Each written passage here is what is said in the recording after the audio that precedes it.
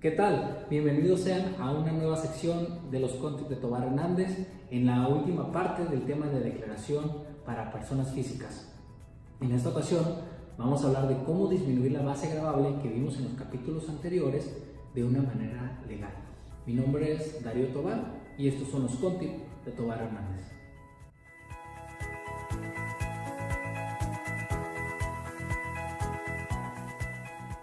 Ya vimos en capítulos anteriores lo que se conoce como ingresos acumulables. Recordemos que se tienen diferentes células o esferas en las que las personas físicas se pueden ubicar para pagar sus impuestos, por ejemplo el de sueldos y salarios, el de actividad profesional, el de arrendamiento. Bueno, la suma de todos esos ingresos acumulables forman parte de una base gravable. Esta base gravable, mientras más grande sea, pues más el impuesto a pagar. Recordemos también que vimos los renglones del tabulador de ICR y el último es el número 11 y es el 35% de ICR aproximadamente. Ahora vamos a ver de qué manera esa base gravable entonces podemos disminuirla. Y existen dos conceptos, los ingresos exentos y las deducciones personales. Ambos conceptos disminuyen esa base gravable, pero tienen sus peculiaridades.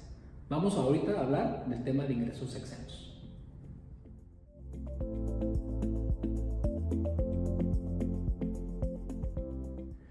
La ley del ICR ejemplifica o estipula 25 tipos de ingresos exentos. Hay muchos de ellos que son difíciles o muy poco común de encontrar, pero si una persona física es asalariada, por el contrario, tiene muchos ejemplos. Entre ellos se encuentra, por ejemplo, el aguinaldo. Una parte del aguinaldo no paga impuestos y eso es un ingreso exento. Horas extras, las horas extras dobles, esas tampoco pagan impuesto, son ingresos exentos. La prima dominical, la prima vacacional, todas estas gratificaciones tienen una parte exenta y aquí lo que hay que cuidar como un asalariado es de que en sus comprobantes efectivamente aparezca ese ingreso exento, pues porque en la declaración anual debe de ser un concepto que se tenga que disminuir de los ingresos que el patrón les dio a ustedes como empleados. Un ejemplo más diferente al de empleados es, por ejemplo, tengo una casa donde habito, mi casa de habitación, y por X o Y razón la necesito vender. Pues esa venta, mientras no rebase aproximadamente 4.3 millones de pesos, pues no va a pagar impuesto, es un ingreso exento. Este es un claro ejemplo de los conceptos que sí forman ingresos, pero no van a pagar impuesto al ICR. Otro ejemplo más claro puede ser el caso muy común de dos esposos, donde el esposo trabaja o tiene su negocio y en la cuenta bancaria recibe dinero. ¿Y qué hace? Se lo deposita a su mujer. La esposa, en teoría, es un ingreso para ella y tendría que hacerle frente a través de una declaración al SAT para declarar pues, los ingresos que recibió su esposo. Pero como el esposo ya pagó impuestos cuando recibió el dinero en el banco, después de transferirlos, para efectos de que no exista una doble tributación, existe una donación entre cónyuges. Entonces, el dinero que el esposo le dona o le transfiere a la esposa tampoco pagaría impuestos. Habría que cuidar obviamente el tema de la vinculación, es decir, de la donación.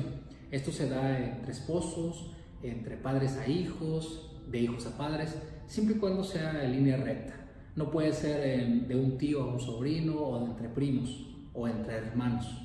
Esta donación es un ejemplo muy claro de lo que se puede considerar como un ingreso exento y mucha gente lo desconoce y termina pagando o poniéndose en riesgo para pagar impuestos sobre la renta.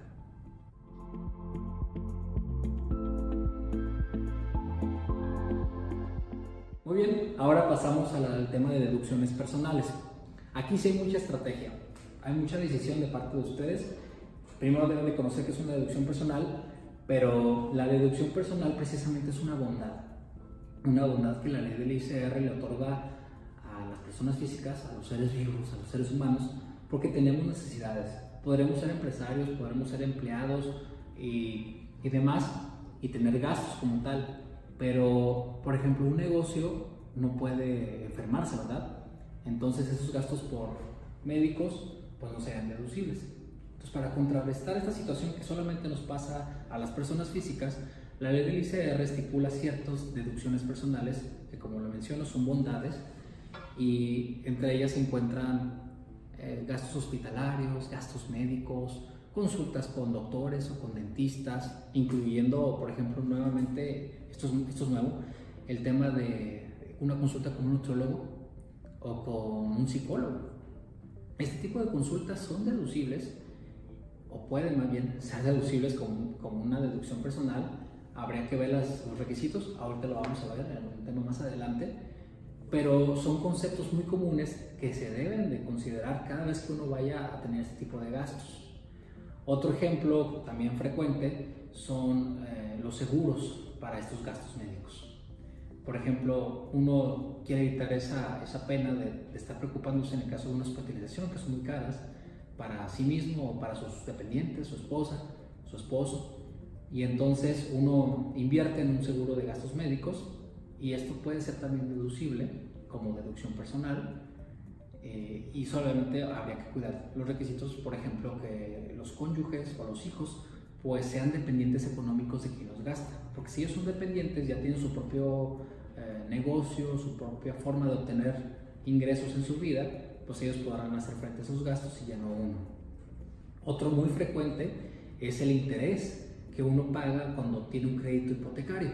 Por ejemplo, uno va al banco o va con el Infonavit para obtener una casa y paga intereses por los años que tenga de crédito. Entonces, esos intereses pueden ser deducibles también como una deducción personal, porque se destinan para algo personal, no para un negocio, sino para vivir. Entonces, volvemos al tema. Son bondades que precisamente la ley otorga, pero desgraciadamente últimamente han estado topados. ¿Y a qué me refiero con topados? Puede ser el caso de que por alguna desgracia familiar en algún año tuvieron que gastar en hospitalizaciones para un familiar, y esta persona pues tuvo que gastar en aparatos de rehabilitación, estudios clínicos, honorarios de doctores, incluyendo por ejemplo medicina, pero la medicina que haya sido dentro del hospital, porque haciendo un paréntesis, la medicina que se paga en las farmacias, esa no es deducible, ¿eh? Entonces, cerrando paréntesis, tuvo muchos gastos, y aunado a esos gastos también pagaba la casa y pagaba los intereses de esa casa, y en general suponiendo que esta persona recibe un ingreso de 350,000 pesos al año, vamos a suponer que gastó 200,000 pesos de sus ingresos en ese tipo de gastos. Bueno, pues no todos esos 200,000 pesos van a ser deducibles. Ahora están topados a lo que sea menor entre lo que representa el 15% de los ingresos o 147,000 pesos aproximadamente, que es 5 más elevadas al año.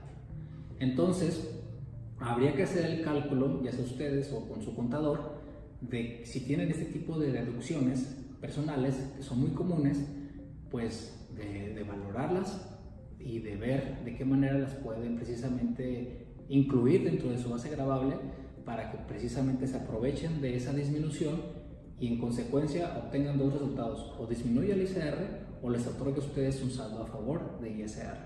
Vamos a ver entonces cuáles son los requisitos que se tienen que cumplir para que se puedan aprovechar estas bondades de las deducciones personales.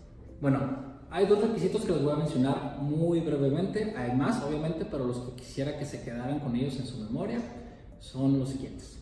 Primero que nada, el pago de estas deducciones personales, y las voy a volver a mencionar: gastos médicos, gastos funerales, transporte escolar no obligatorio, que esto no sucede, intereses de créditos hipotecarios, aportaciones para futuros, para el retiro, bueno, etcétera. Estas deducciones personales no pueden pagarse en efectivo. Si uno va y pide una factura y pagó en dólar o en moneda nacional, pero sin meter una tarjeta o transferencia y pagó en efectivo, pues olvídense de esa deducción porque se pierde. Lo que el SAT busca es precisamente poder rastrear cómo se obtuvo ese ingreso y en qué se gastó. Por eso utiliza los medios del sistema bancario.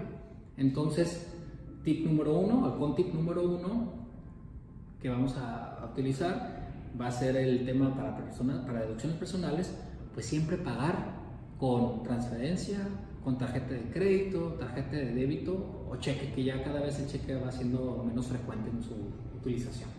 El otro requisito que se tiene que considerar para las deducciones personales es de que los beneficiarios de estos gastos o estas erogaciones deben de ser dependientes económicos de quien los gasta.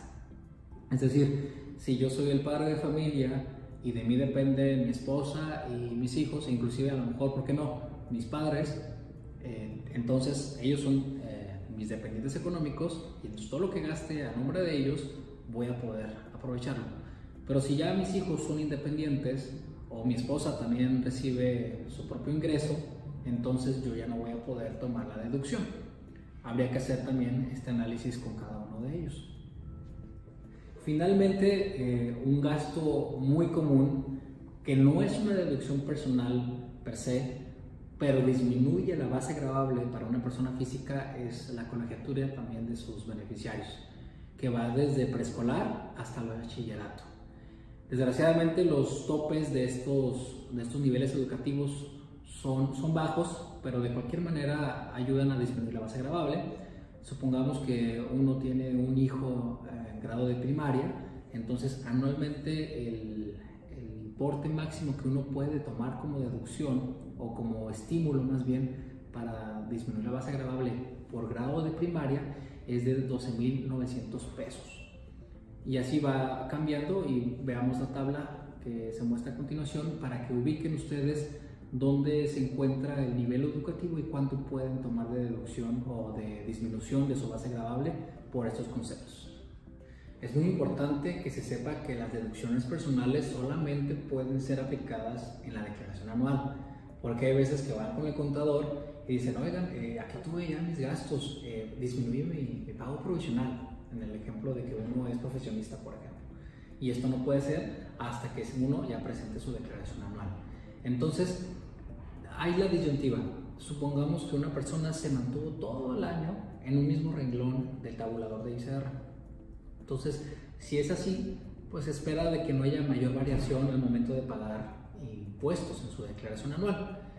Pero si uno tiene deducciones personales y ya lo sabe de antemano y cumple con todos los requisitos, pues entonces la base gravable tiende a disminuir y puede ser que tenga un renglón en el que uno está ubicado baje y sea el tema de regresividad en la tarifa que vimos en el capítulo 1 y entonces tenga o procure tener un saldo a favor, que es precisamente lo que estamos buscando para que exista el estímulo y que la gente, persona física, pues pague justa y equitativamente. Veamos pues un último ejemplo para concluir y para ejemplificar todo lo que hemos visto en estos 3 capítulos. Vamos a suponer que una persona física en el año tuvo ingresos por 350,000 pesos. En esta columna vamos a desarrollar un ejemplo en el que tiene deducciones personales gastadas, pero no opta por deducirlas. Vamos a suponer que esta persona es un empleado y como no rebasa de 400,000 pesos anuales, entonces no tiene la obligación de presentar su declaración anual. Entonces, pues se va muy contento, ¿no? Obtendría un ISR a pagar de 60,520 pesos, pero como cada vez que le pagaba el patrón le retenía ISR, el ISR retenido también sumaba los 60,520, de tal manera de que no habrá un ISR extra a pagarle en la declaración anual al SAT. En el otro ejemplo, vamos a ver el caso de esta misma persona, pero que sí toma la deducción de gastos que ya realizó. Vamos a suponer que son 2. Tiene un crédito con el Infonavit y los intereses reales, es decir, los intereses después de la inflación, son 27,000 pesos anuales. Entonces, pues toma la deducción de esos intereses y tiene un hijo o una hija en nivel primaria y en el comprobante aparece la CURP y la primaria tiene validez oficial. Entonces también puede obtener el beneficio de disminuir la base gravable por 12,900 pesos. De tal manera que la base gravable de ser 350,000 se convierte en 310,100 pesos, dando un ISR a pagar por 51,135 pesos. Y como ya tenía retenciones anteriormente de ISR por el patrón, que son 60,520, le obtiene un saldo a favor de 9,384 pesos. Como este saldo a favor es menor a 10,000 pesos, puede optar en su declaración anual por solicitar que se lo devuelvan en automático.